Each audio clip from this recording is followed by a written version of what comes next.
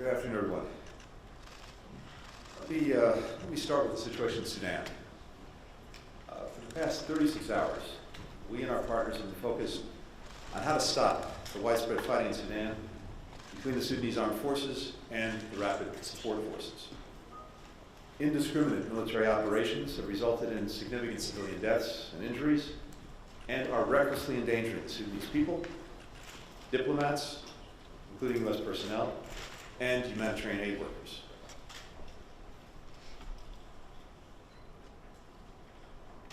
This morning, I made calls to Generals Burhan and Mehdi, urging them to agree to a 24-hour ceasefire to allow Sudanese to safely reunite with their families and to obtain desperately needed relief supplies. I also underscored in both calls the responsibilities that Sudanese fighting forces bear for ensuring the safety and security of U.S. and other diplomats who are resident in Sudan, as well as for UN staff and other humanitarian partners.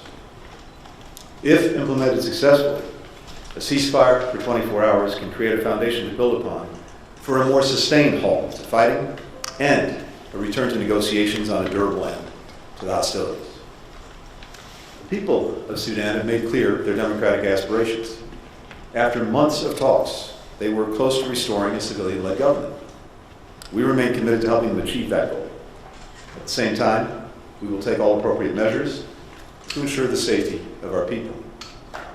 Now, we just finished up a marathon couple of days during which the G7 foreign ministers came together to address some of the most consequential issues confronting our countries and people all over the world. I want to thank our Japanese hosts, and especially my friend, Foreign Minister Hayashi, for the warm hospitality and for his leadership. Together, we have strengthened the centrality of the G7 as the steering committee of the world's advanced industrial democracies and deepened ties with other countries around the world. And together, we emerge from this ministerial more globally engaged than ever. A major theme of this G7 is how our nations can leverage our strengths to work with our partners to deliver better futures for people around the world, to focus on the issues of most concern to them in their daily lives. And this means combining our political and economic muscle and our development dollars, yen, euros, and pounds, to support countries on every continent in meeting their food, energy, climate, infrastructure, and technology challenges. It means shaping a more inclusive international system, including with UN reform, making the international financial system more responsive to the actual needs of countries, and finding new formats for consultation that welcome more voices. It means offering more countries better, more sustainable, and more equitable ways to prosper while respecting their sovereignty. From Central Asia to the Pacific Islands to Africa, Latin America, and the Middle East, our goal is to offer leaders and citizens better choices, free from coercion, unsustainable debt, and malign influence. We also discussed a range of challenges to our shared vision for a free, open, secure, and prosperous international system. The most immediate challenge, of course, is Russia's ongoing war of aggression against Ukraine. Yesterday, we recommitted to Ukraine with the security and economic support that it needs today to defend its sovereignty and people, and for the longer term, to ensure that Ukraine doesn't just survive, that it thrives, and that Russia is deterred from further aggression. This includes continuing to tighten sanctions and export controls, putting that pressure on Russia to limit its ability to wage its war, cracking down on sanctions evaders wherever they hide, rejecting Moscow's nuclear blackmail, and ensuring accountability for war crimes. The G7, from the get-go, has led the world in galvanizing and sustaining support for Ukraine. Now, as Ukraine prepares to launch a counteroffensive to take back its land, to liberate its people in occupied territories, to stop the missiles, bombs, and drones which continue to rain down on its civilians, we stand with Ukraine. And when the inevitable voices, led by a Russia that is losing its war of conquest, talk about avoiding escalation or call for Ukraine to stop reclaiming its own territory, we will remind the world who is the aggressor and who is the victim, who has 20% of its land occupied by enemy forces, whose children are being disappeared, and whose civilians are being killed and left in mass graves. At the same time, Russia is again blocking Ukraine's grain from reaching the world, spiking food prices for people everywhere. The last few days, No ships have gotten out of Ukraine, and more than 50 have been blocked from going in to load up. Countries around the world depend on this life-saving grain. Russia is breaking its promises to them. We also discussed China. All of our nations have consequential relationships with Beijing, and a number of G7 colleagues have recently visited. What struck me in hearing the readouts of those conversations is that we are resolved and united in the need for candid discussions with Beijing about its unfair trade practices, its actions that undermine the international rules that all nations benefit from, and the risks if it breaks its word and starts arming Russia. And of course, we're united in making clear to Beijing our opposition to unilateral changes to the status quo of Taiwan. We're also equally committed, individually and collectively, to constructively engaging with Beijing if it chooses to contribute its efforts to address shared global challenges. That is what the world expects of responsible powers. At this ministerial, we also focused on nuclear proliferation. I'm grateful to Japan for the high priority that it has placed on countering nuclear threats, including from the DPRK's dangerous ballistic missile launches, Iran's expansion of its nuclear activities, including the operation of advanced centrifuges, the accumulation of highly enriched uranium, for which it has no credible civilian explanation or purpose, Russia's New START suspension, and irresponsible nuclear rhetoric, and the PRC's opaque and rapid buildup of its own nuclear arsenal. These actions only strengthen our determination to address nuclear dangers. We're also focused on the threat posed by synthetic opioids. Our communique speaks to our collective commitment to developing and implementing solutions to this crisis, and we will continue to cooperate closely. Indeed, we will strengthen that cooperation, addressing illicit financing, disrupting trafficking networks, supporting public health responses, and more. So it's been a very productive and important few days, which lay the groundwork for the Leaders' Summit in Hiroshima in a month's time. And I commend to you the joint statement that we issued or will soon issue, reflecting the work that we've done. With that, happy to take some questions. All right, we'll take 4 questions. First, Nike Ching from Voice of America.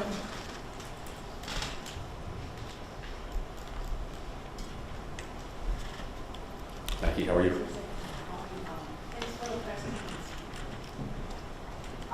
Sudan, can you provide more details on reports that the U.S. embassy vehicle was targeted in Khartoum, which means the reaction was private, and what's your plan to ensure the safety and security of U.S. citizens and diplomats? Is there a plan to evacuate the embassy there, given the newest developments? And if I may, do you support the calls from some senators to sanction generals of the 2 fighting military factions? And finally, if I may, I'm Wall Street Journal reporter. Do you have more details on Ambassador Lynn Tracy's access to Evan Goffridge, given reports that a Moscow court is scheduled on Tuesday to hear an appeal on his case? Thank you. Thank you very much. With regard to Sudan, look, I'm limited in terms of the details and what I can get into from here, but I can confirm that yesterday we had an American diplomatic convoy that was fired on. All of our people are safe and unharmed. But this action was reckless, it was irresponsible, and of course unsafe. A diplomatic convoy with diplomatic plates, a U.S. flag, being fired upon. In the calls that I had this morning with Generals Hamedi and Burhan, I made very clear that any attacks, threats, dangers posed to our diplomats were totally unacceptable. This particular incident is still being investigated in terms of understanding exactly what happened. The initial reports that we have is that it was undertaken by forces associated with the RSF. And again, I made very clear in my conversation with General Hamedi that any attacks that endanger our diplomats are totally unacceptable. And I shared the same with General Burhan. We have deep concerns, of course, about the overall security environment as it affects civilians, as it affects diplomats, as it affects aid workers. World Food Program had to suspend its operations. 3 of its people were killed. That potentially has terrible consequences for the Sudanese people, who are in desperate need of the assistance provided by the World Food Program. That only underscores the imperative of getting a ceasefire and putting Sudan back on the track that it was on, which was talks and negotiations toward the restoration of a civilian-led government. We will continue to track this very closely and very carefully. My number 1 priority, of course, is the safety and security of our personnel. I'm in very close contact with, as is my entire team, with Ambassador John Godfrey and our entire team in Khartoum. Again, I won't go into any details except to say that we are and will continue to take every responsible measure to make sure that our people are safe and secure. We're also in very close coordination with other countries that have influence in Sudan. I've been on the phone with counterparts from the United Arab Emirates, Saudi Arabia, United Kingdom, to make sure that we're coordinating carefully. Our team as well has been in very close contact with the African Union, with other international organizations, again, to make sure that everyone is coordinated and that we are channeling the shared determination among the international community to get to a ceasefire as quickly as possible and to put Sudan back on the track of talks, negotiations, again, to restore civilian-led government in Sudan. But first things first, the imperative is getting quickly to a ceasefire so that the guns stop firing, people can move about safely, reunite with their families, get the assistance they need, and all of us can continue to engage in supporting Sudan as it makes its transition. With regard to Evan Gershkovich, yes, Ambassador Tracy and our Chief Consular Officer were able to see Evan in prison in Moscow. I can report, based on what Ambassador Tracy has said, that he's in good health and good spirits considering the circumstances. We continue to call for his immediate release from this unjust detention. We'll next go to Tetsuo Shintomi with Kyoto News. Thank you, Secretary Blinken. I would like to ask on the nuclear disarmament and non-proliferation, which is of big interest among Japanese people. As you know, Japanese Prime Minister Kishida has expressed his hope to discuss on the world without nuclear weapon at a coming G7 leader summit. As you are wrapping up foreign ministers meeting here in Karizawa, do you feel any tangible progress toward that end? And how do you think about the possibility of achieving a world without nuclear weapon, despite all these challenges? And in addition, if I may, many local people in Hiroshima and Nagasaki, including a hibakusha, which is atomic bomb survivor, are looking forward to U.S. leaders' visit to Hiroshima in May. So I'm wondering if you had any message to them. Thank you very much. Thank you very much. First, I should tell you that we had, during this G7 meeting, we had dedicated sessions on specific issues, the most important issues on our agenda. And the final session that we had, dedicated session, was on arms control and non-proliferation, which in and of itself underscores the importance that the G7 attaches to it. And I have to praise Japan's leadership, as always, on this issue. We, as G7 countries, are committed to maintaining and strengthening disarmament and non-proliferation efforts toward a more secure, stable, and safer world.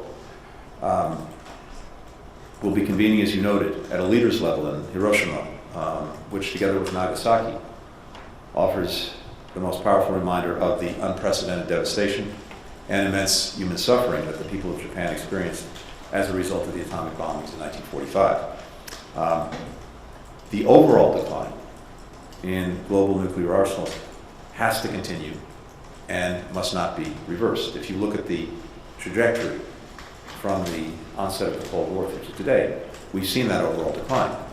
And that can and should be achieved through a realistic, pragmatic, and responsible approach to arms control and nonproliferation. Having said that, we also see some very significant challenges, not just on the horizon, but fully present. And we have to continue to work collectively to counter these challenges. Russia's suspension of the New START agreement, irresponsible nuclear rhetoric, the DPRK's dangerous ballistic missile launches and further development of its own nuclear program, Iran's expansion of its nuclear activities, and China's pursuit, in a very opaque way, of a rapid nuclear arsenal buildup. So, based on our conversations today, I can tell you that these actions only strengthen our determination to address nuclear dangers, and it's particularly why I'm grateful to Japan for the high priority it's placed on this topic under its G7 presidency. I can also tell you that the President very much looks forward to being in Japan for the G7 leaders and in Hiroshima specifically. And I know he'll have much more to say when he's here, but it's something that he's very focused on and looks very much forward to. We'll next go to Ian Marlowe with Bloomberg News. Thank you, Mr. Secretary. Chinese leader Xi Jinping has recently obviously made diplomatic waves, both with the Saudi Arabia-Iran deal and its own proposal for peace in Ukraine. Just the other day, Brazil's president said the U.S. should stop encouraging war and start talking peace. And Brazil's foreign minister also criticized Western sanctions for taking an unnecessary toll on nations involved in the conflict. Do you think the Brazilian comments suggest that the U.S. is potentially losing the battle for public opinion on Ukraine in the global south? And do you think it's time that Washington should meaningfully engage with China's peace proposal, even despite the reservations about it freezing Russia's territorial gains? And secondly, it's just on China. It's been weeks since Biden said he would try and speak with Xi, and there's still no clear plan for your own previously postponed trip to Beijing. Given your own G7 counterparts are visiting China and urging engagement, do you think it's time the U.S. started more substantive, meaningful engagement with senior Chinese officials, or do you think Beijing's unwillingness to engage is holding that back? Thanks. Thank you. A few things. First, just speaking to the G7 itself and what I heard here and what we've been discussing over the last few days. What I heard again is remarkable convergence on concerns related to the PRC and on what we're doing to address those concerns. And I think some of you heard my counterparts speaking to that directly, and I'd also invite you to read the joint statement that we put out that reflects very well the shared approach that we have to China, both the challenges it poses, as well as the need for engagement that we all see and share. But in general, over the past few years, what I've seen, not just in Europe, but also in Asia, is much greater convergence on the approach to take to China, which for all of our countries is among the most consequential as well as complicated relationships that we have. We believe, the United States, that having lines of communication, being able to engage across the broad range of issues that animate the relationship is important. And we also believe that countries around the world expect us to manage the relationship with China responsibly. And that starts with engagement, with having lines of communication. That's exactly what President Biden sought to reinforce in Bali when he met with President Xi. And my expectation would be that we will be able to move forward on that. But it does require China to make clear its own intentions in doing that. We'll look to see if they do so, but if they do so, my expectation will be that we will find ways to engage as the presidents agreed during their Bali meeting. Beyond that, I'm not going to speak to any individual countries. I can just say more generally with regard to Brazil that President Biden, President Lula had a very good meeting when President Lula visited the White House. I think his first, or certainly among his very first visits to any country. Final question, Ryo Kiyomiya from Asahi Shimbun. Thank you, Secretary Blinken. Welcome to Japan. I have several questions on Taiwan and the engagement with the Global South. First on Taiwan, French President Macron said in his interview that Europe must not be a follower of either the US or China on Taiwan. And we heard that there was some discussions on this comment during the ministerial meeting. How much are you worried his comment may undermine global support for Taiwan? And do you think they represent perhaps a small victory for Xi Jinping in China's effort to divide Europe and the US on foreign policy issues? And secondly, on the Global South, to address the challenges of Russia and China's influence in the developing world, how do you mean to offer an alternative to China by engaging more with the Global South? And also, what kind of role do you expect Japan to play in increasing engagement with the Global South? Thank you. Thank you very much. With regard to Taiwan, there is clear unanimity in the approach that we're taking with all of our G7 partners and many other countries around the world. And that is an expectation that any differences be dealt with peacefully and that neither side take any unilateral actions that would disrupt the status quo that preserves peace and stability. That is clearly what every single one of our G7 partners believes. I think it's reflected well in the G7 statement that we're putting out today. And again, a number of partners spoke directly to their views, to their country's views on the broader relationship with China and the more specific question of Taiwan. And as I said a moment ago, in my experience, we actually have not seen greater convergence at any other time in the approach than we see now, both with Europe as well as with key countries in Asia. With regard to what's called the Global South, I think if you look at the discussions that we had just over the last 2.5 to 3 days, the vast majority of the time was spent on looking at the issues that are actually affecting people's lives around the world and focusing, as I said, on how we can leverage our strengths to deliver actual solutions on the issues that, as I said, are having an impact on the lives of people around the world, as well as in our own countries. So look at what we spend our time focused on and developing concrete action plans on: food security, energy and climate change, health security, building infrastructure that addresses the needs of countries around the world, catalyzing more investment from the private sector, broader and more inclusive economic growth, international financial institutions that actually respond to the needs of countries around the world. That was probably 2/3 of the discussion that we had over the last 2.5 days, and I suspect that you'll see the leaders do the same when they meet in a month's time.